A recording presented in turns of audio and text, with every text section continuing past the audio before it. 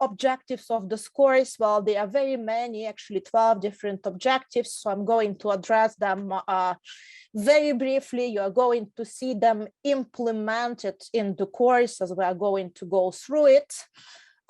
Today, right away, we are going to be talking about some basic notions of e-commerce so that we are having the same ground for the further discussion of the rules. That seems to be crucial. Further on, the other objective that we have put forth is the coordination between different governmental agencies in development and implementation of e-commerce rules. This is crucial because you will see already from today how interconnected the different agencies are and how important that they do not duplicate, but rather that they are seeking synergies in their work. The other objective that the training is going to be highlighting is private sector engagement, also something extremely important because a big share of e-commerce, well, a very large one, I would say the predominant share is actually carried out through private sector, and the private sector definitely has to be heard in the creation, implementation, and modification, as that might be, of e-commerce rules. We're going to see today already different levels of e-commerce rulemaking.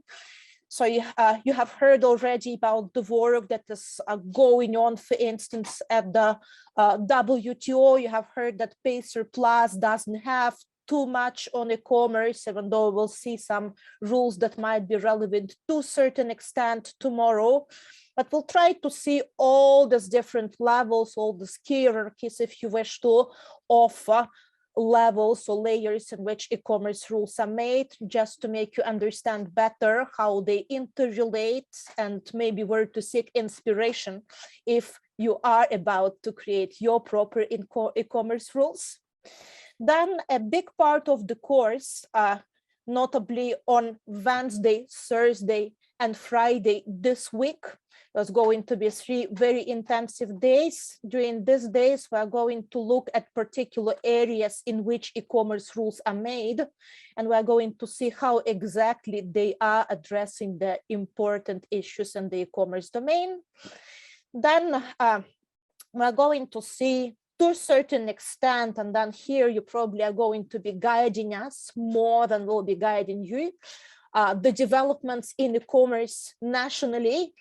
Once I was preparing for this training, I have noted, well, very important developments, for instance, such as the adoption of very novel, very interesting e-transaction law in PNG, and then other similar developments in the other countries that are still ongoing. But you are the ones who are better aware of that. So here we're going to be collecting and probably systemizing our knowledge of these developments. Well, going further to further objectives, we are going to look at certain lead regional fora and global forum. So this is WTO GSI, where e-commerce rules are made, and we're going to look at regional, mega-regional, bilateral agreements in the area. This is, I'm going to be explaining that later today, but this is because these rules, how they are made, they are in principle interconnected. You can see certain patterns in there, and it's important to see them once you're embarking on your own journey of creation the rules. Well, on the second week, more than on the first one, we're going to look at the e-commerce negotiations. Some of you have noted having or not having negotiations experience. So what we are going to be looking at is what is going on in different negotiations fora. What are the particularities of e-commerce negotiations, which are not only very technical negotiations, but I would say very creative negotiations with many different techniques that are being used. So we're going to try to look at these different techniques so that once you're going to be entering these rooms, you'll be more comfortable with what is going on in there. Further, well, the fact that you all are together in this training is meeting the objective of strengthening regional coordination, cooperation, because you might be interacting, you might be listening, learning from each other already in this room, and then it might continue further on in the other settings. Increased capacity to elaborate national e-commerce rules. Well, this is natural for me because we're going to see all these different rules, how they are, how they look, what are the points that they are addressing. So this definitely should contribute to your ability once you'll be thinking about new rules. And there are many new rules that might be or might need to be elaborated, how to do that better. At the end, but very important concern that is going to be also addressed in a special dedicated session, but also all through the course, is incorporation of development concerns in the e-commerce rulemaking, something that was highlighted by Ambassador Falimaka just before, something that I cannot highlight more, and I'm going to be showing to you myself, also from my experience in working on this development concerns, that they are largely underrepresented still in the e-commerce rulemaking in different fora. Okay, and the last thing, the last part that we want to integrate is the cooperation, possibilities of cooperation, exploring these possibilities of cooperation with development partners and international and regional organizations. Actually, this representatives of these organizations and these partners are going to be also appearing in this course so that you could build these meaningful connections. You can see who they are, what exactly they are doing, how they can be useful in implementation of your proper agenda that you'll be building gradually in this area. So those are, you see, very broad, very ambitious objectives in this training. We'll try to do our best to meet them all. In terms of the structure, you have seen the timetable. The timetable is available in the Google Classroom. I'm going to jump to it later today as well. But basically, we are working in the structure of 4 weeks. The first week where we're now is going to finish on Friday. And this is going to be a very intensive week in terms of sharing, exchanging information. And this is exactly the point of this week, to provide you with as much practical information as possible to enable you to think it through and then to produce further, well, not only your deliverables, but to be able to engage in the discussion with many different stakeholders that are going to be appearing further on in the training. So basically, after week 1, we'll have inter-session period of the weeks 2-3. This is self-study period and position paper drafting period. This is when you're going to start drafting your position paper. I'm going to explain what position paper is in a bit, but that is something that is an important part of the course, something that we want to enable you to do, not only for the limited number of issues that you'll be required to do in the course, but for many more issues that you'll be facing in the real life once you are drafting or negotiating e-commerce rules. And then after Easter, note, this is very important, after Easter, we're not going to be starting on Monday 18th, we're going to be starting on Tuesday 19th, so that you could properly celebrate Easter if you are celebrating it, or otherwise have an extra day to reflect on the e-commerce rules. So the week of 4 days from 19 till 22nd of April, this is going to be the week which I would see as a more interactive week, where you're going to be already equipped with some basics, and then that's where we're going to be addressing in a more targeted manner the negotiations, the development divide, and also we're going to be talking more about electronic transactions, because this is the area that is a must for development of e-commerce system.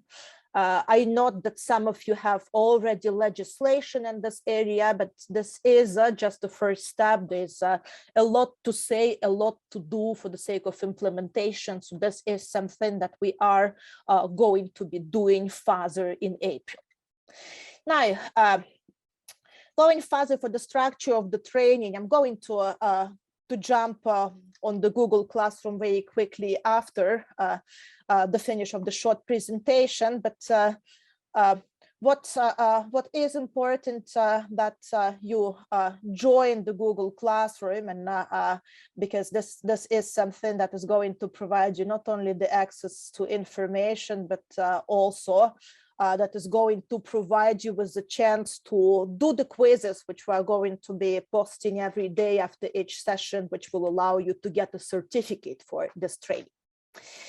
In the meantime, I encourage you, well, those of you coming from the WTO members, or 6 Forum Island countries, to get in touch with your national trainers, and then we're going to be talking about that again a bit later. But what I also wanted you to think of, if you are coming from the other 7 Forum Island countries which are not WTO members, it might be good probably that you have your national coordinators, national focal points, somebody who might be coordinating your groups and getting the information. So this is something that is relevant here. In terms of content, just to brief you on that, we are going to work with 6 big groups of issues, 6 elements that are going to be integrated in different parts of this training. So we're going to see rule making on different levels, how these rules are made, well, say in the GSI, at the WTO, in the mega regionals like CPTPP, on the regional level, for instance, in the ASEAN, where you have ASEAN e-commerce agreement, or for instance, in the USMCA, you would say it's a different region. Well, it's a different region, it's the same issue, and then the concerns, some of the concerns are largely the same. And we are also going to look at bilateral efforts. So for instance, you probably have heard of digital economy agreements, something that Singapore is famous for. So far, we have 3 disagreements ready, and we're going to be analyzing a bit the provisions of them.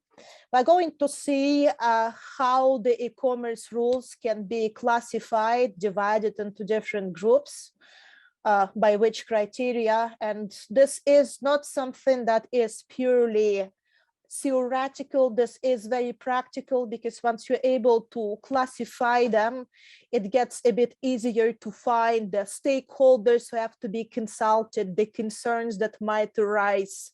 It becomes a bit easier to prioritize them, because especially for developing countries, it's very difficult at times to take this whole bunch of rules, and we're talking about, well, by and large, over 40 different rules that are proposed, negotiated, adopted in different places.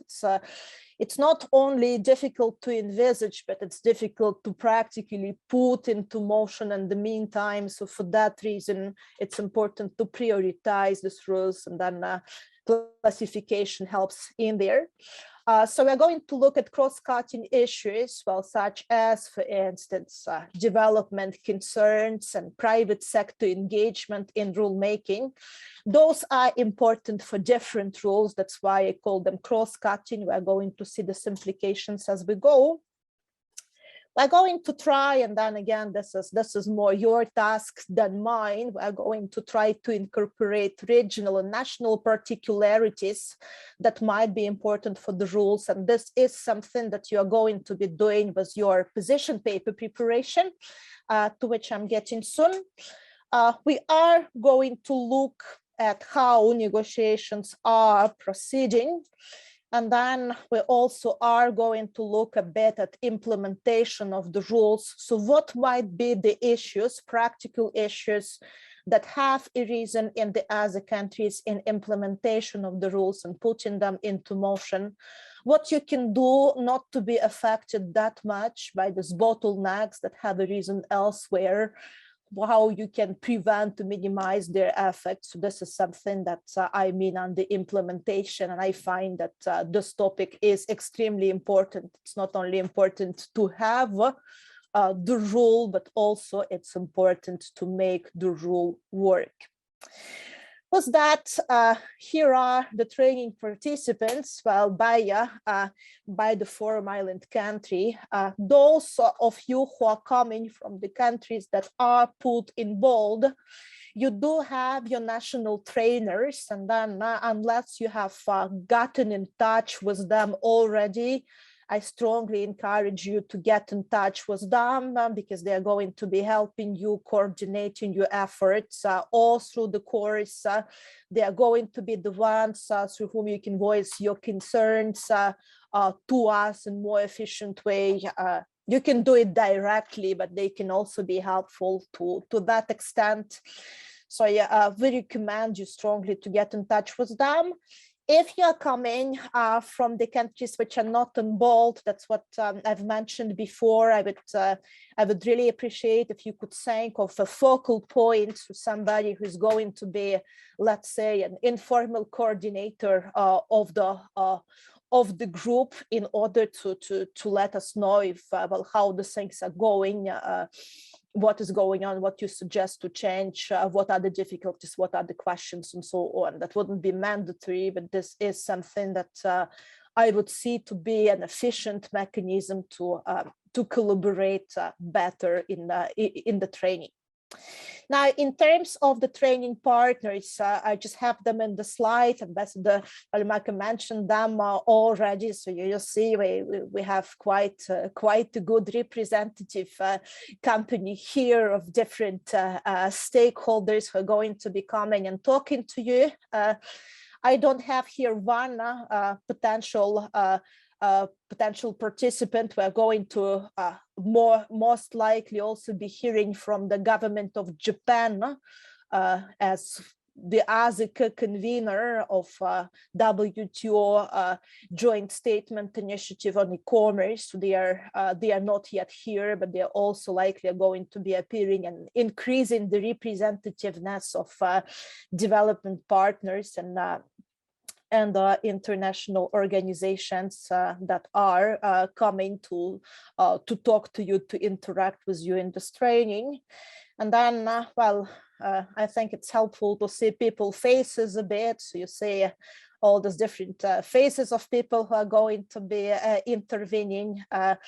I have also collected the LinkedIn profiles of all these nice people. Well, they are not only nice, but they are very strong professionals. Most of them, well, don't look at me in there, but well, the others, they are very strong professionals in their areas, and you can find again in the Google Classroom. That's why it's important to connect to Google Classroom. You'll find their LinkedIn profiles, so you can see more or less well, what they are doing in their professional life, and you could also connect with them. There are going to be some of them offering you other connection opportunities, but everybody was welcoming your questions already preliminary even. So do not hesitate to ask questions once they're going to be arising. And then,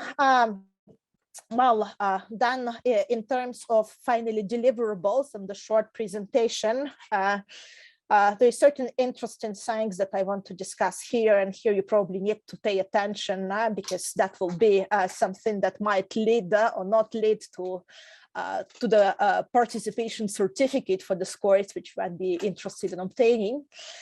So we do recommend attendance of the sessions, and well, we do recommend you obviously to attend all the sessions. We're preparing, working hard to make them matter, to make them interesting, to make them exciting. But well, to get a certificate, at least 75% of the sessions have to be attended.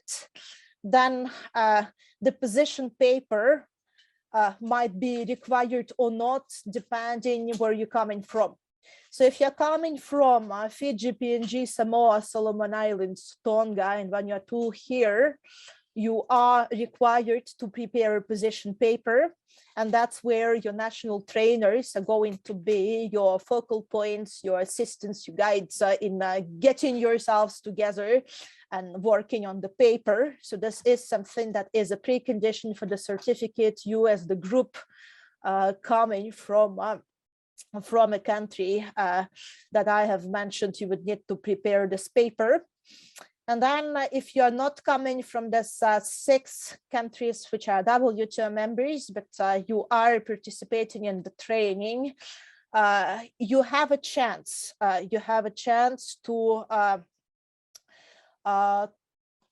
To submit a paper, and then you would need to let us know if you want to work on that. We'll be glad to assist you. We'll be glad to hear your presentations, to give you recommendations. So this is something definitely that we are going to do, but you need to choose if you are doing or not. So I strongly recommend you to do this exercise, but we cannot require you, so it's not going to be a precondition for your successful completion of the course with the certificate, but this is something that might be useful.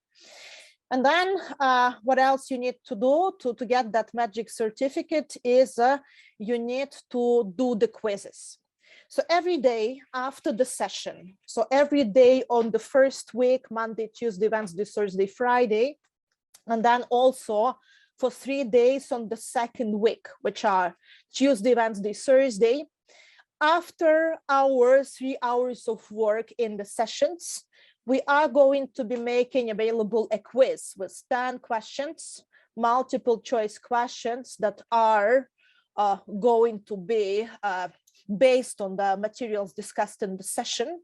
They might be one, they might be more than one answer that is correct in there, but you would need to find the magic answer. And what we need you to do is to take these 8 quizzes and then to get at least 70% average on the quizzes. So each quiz is 100%. So if you answer, say, 7 questions out of 10, it will give you 70. But we don't require 70 on each of the quizzes. We require 70 on all the quizzes that you're going to be taking. And then, well, to simplify this task a little bit, you'll be able to modify your answers. And I have designed the mechanism that will allow you to identify which questions you haven't answered correctly. So this is something that might simplify your way towards 70%. But what we really want you to do is to look at these questions, to think, and then to get to correct answers. So it's not the exercise to punish you for incorrect answers. It's rather an exercise to make you think and to make you reach where you need to reach. And well, just to give you a taste of what this quiz might be. I don't know, Danny, if you're ready with the poll. If not, then we'll try to do it on the air. I have it. Okay, so we're going to do this poll without the poll. So for instance, because I was instructing everybody from my trainers team how to do this multiple choice quizzes. So I got some practice in there. So for instance, this is going to be looking like this, well as a Google survey form, but the content is going to be similar. So for instance, here you have a checkbox example for the quiz. You say, well, the question is to obtain a course completion certificate, a training participant shall at minimum, and then you need to check everything that applies, and you have many different options. Some of them are correct and some of them are incorrect. So ideally, I would make a poll here, but since we are a bit tight on time, I'll just go through it, and I hope that you'll be following where I am. So you evaluate yourself all these different options. So you attend all the training sessions. That's probably not the correct answer, because we are talking about minimal requirements for passing the course. We'll encourage you to attend all, but that's not mandatory. So you would not be checking A. In the meantime, attend at least 75% of training sessions. This is something that we require you to do. So basically here, yes, you're going to check B. B is one of the boxes that you'll have. Then C, pass all 8 quizzes at 100% average rate. Well, yeah, that is covered as a quiz. Well, you can you can probably already do that in there, so you can you can answer, and then we'll go through in there. Okay, we're getting answers. So, well, it's not graded now. You are not you're not receiving any penalties for just participating. Let's try it out. Why not? Maybe we can get the answers in here. So I'll hold on for a sec. I see that some 27% of participants have joined by now. So go ahead, and then we'll discuss further. Okay, let's see, it's going. Okay, so let's see that. Well, was 23 participants having answered. So attend all the training sessions. That's not mandatory. You're not going to be checking that. So I would say I agree here with the majority that no, you're not going to be checking this box. Attend 70% of the training sessions. Yes, this is correct. This is required for the certificate to be issued. Pass 8 quizzes at 100%. I really wish you do that, but it's not required for the certificate. So we are not checking this box. Pass 8 quizzes at 70% average rate. Here, yes, this is required. So we're checking that one. And then, well, 2 more for the position paper. It's only required from the participants of the WTO members. So here also, most of you have gotten it correctly, exactly that. So for the participants from Fiji, PNG, Samoa, Solomon Islands, Tonga, and Vanuatu, you have to do it. And that's a requirement for the certificate for the other participants. No. So this is, you can do it right. I think you have gotten into logic of that quiz. So this is what I mean with the quizzes. Now just several more little steps. I know I'm just a bit out of time here, but we'll catch up.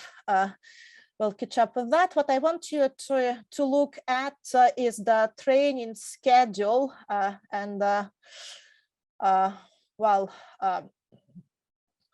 was the training schedule. This is something that you can definitely see on the Google Classroom as well. But you see, it's quite condensed what you're going to be doing. So here you have approximation of interventions from all different partners in different sessions, and you can see how rich is this agenda. So I encourage you to look at that, and then to note in particular that on the last day of the training on Friday, we are going to be having position paper presentations for which there'll be a separate schedule. But this is something that I advise you to consult from time to time. If there'll be changes, I'll be making these changes directly in this timetable. This is something that is shared live, so you'll see everything that changes in here. But even more than that, what I want to show you, because I know that most of you have joined, but there are some of you that haven't yet, so I encourage you to do that, is to join. Well, it's not what I want to share. Doesn't want to share my proper screen, just a second. So I want to share with you the Google Classroom. So Google Classroom, something that is extremely important for several reasons. You have here the information about the training, all different things like the syllabus explaining how we're going to proceed, the schedule that I was showing you just a moment ago, all the presentations, including this one, the link to the forum that we have discussed, it's right here. You have all the information about the trainers, including the national trainers for 6W2 members. Important thing, the quizzes. So here you have the information about the quizzes, what they are, what we are discussing now, how to take them. If you want to be reminded, this is the document that explains. And you have also a little magic already. You have a little magic of the quiz number 1 for today. It's already on. Don't hurry up to answer it yet, because you don't have the substantive information that we're going to be sharing, but it's ready waiting for you here once we'll finish the session. So this is something that's going to be coming. You also have the information on position paper, which I'll address in a bit. You'll have the key texts of different agreements that contain the e-commerce rules, including the GSI on e-commerce. It's not the final text, but something that was leaked at some point in time. So at least you can see how it looks, and all these other different texts, they're all collected here. And then you have all these different bits and pieces. So you have presentations and other materials for all the substance that we are going to be discussing in the course. So for instance, the presentations of today, they're already in, the basic notions of e-commerce that we are going to be talking about next. The presentation is here, then, the other presentations of day 1, they're already present.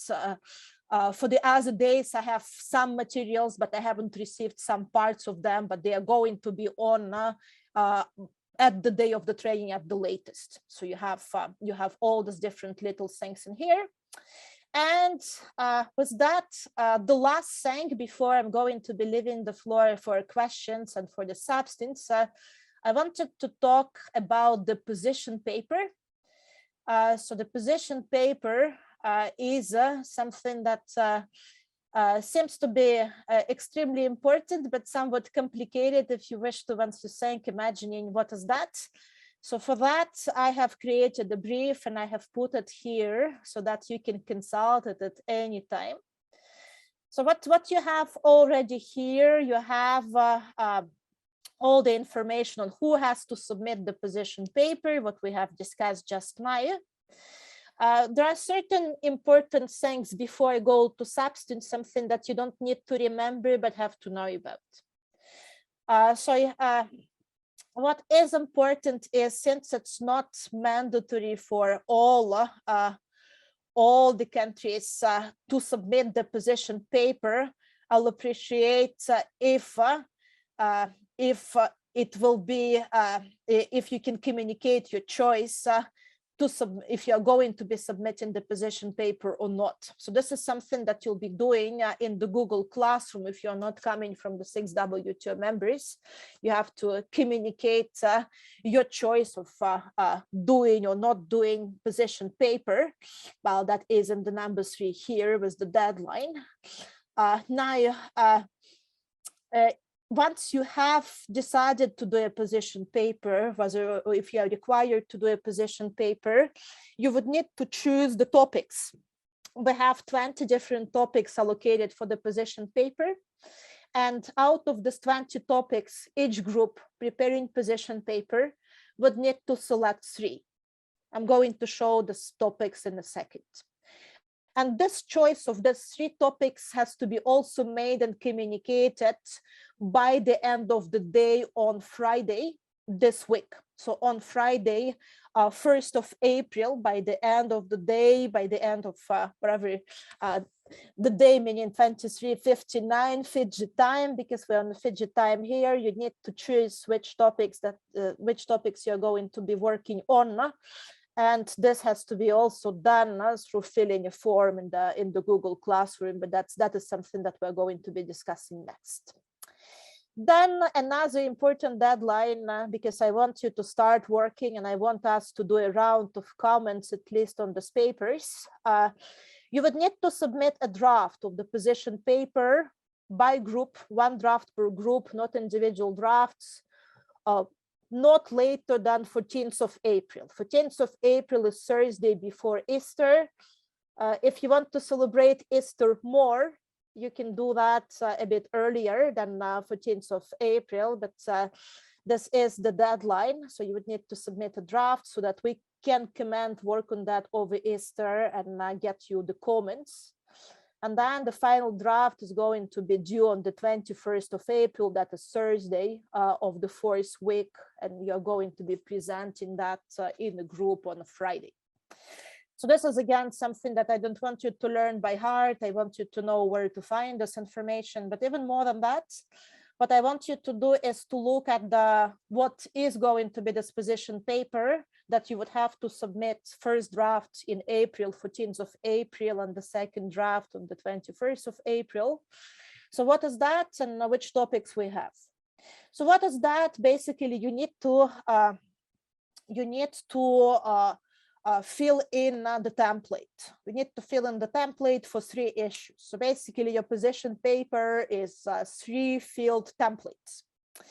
The template is not very easy. It's quite populated, but what I have tried to do, I've tried to explain what I want to hear for each of the sections of this template. Again, I'm not going to be going into that in too much details, but you would need to explain why you have chosen a particular topic, what the rules proposed on this topic are about, and this you will know once we'll discuss that in the course. You would need to thank what are going to be the agencies in your country that are competent for development and implementation of particular rules. And then what is interesting for me, because I'm also working in this area very often, as similar template in my mind.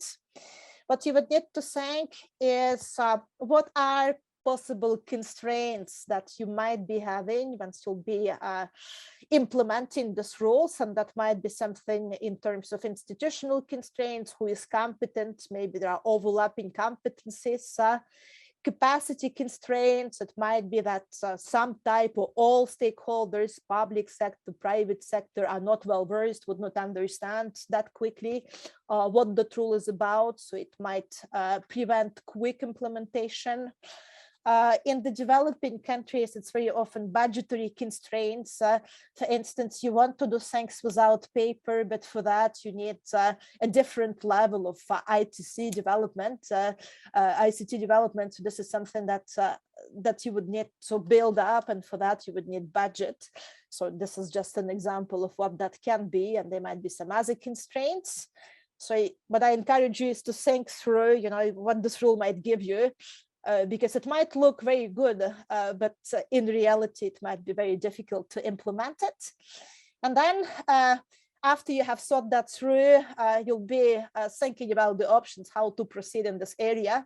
So you can just say, we adopt this rule as proposed, or you can say, well, we like a part of the rule, the other part of the rule wouldn't work for us that well, it might be too difficult to implement.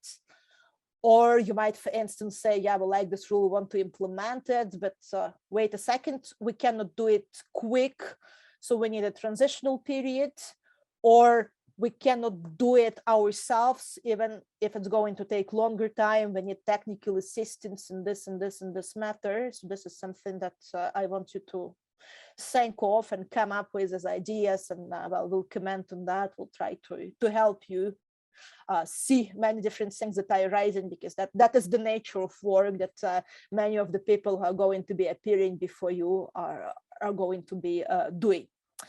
And then further on, now you have the list of topics. So it's not all the topics that are included in the agenda in e-commerce, but you have some 20 topics in here that we have chosen to be probably the most relevant, controversial, important. Well, there are different criteria for all of them. So out of these 20 topics, you have to choose 3. And then I know that many of them are appealing, interesting, and so on, but well, you have to limit your choice to 3, and I encourage you to discuss in the groups which ones are going to be the most interesting to work on from the point of view of national priorities as well. So this is briefly about position paper. Once again, all this information is available in the Google Classroom, so you can access that at any time and consult it to the extent you want to consult.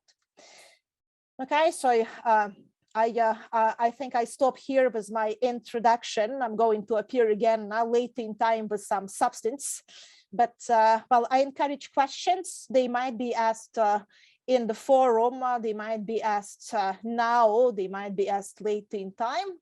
So this is up to the audience, and if not, I'm going to be passing the floor to my colleague Raul, who's going to be talking about this exact basics and substance of e-commerce, and why we need rules, and what we will be regulating by these rules that we are going to be discussing throughout the course. I thank you very much for now. And Rahul, the floor is yours. Thank you.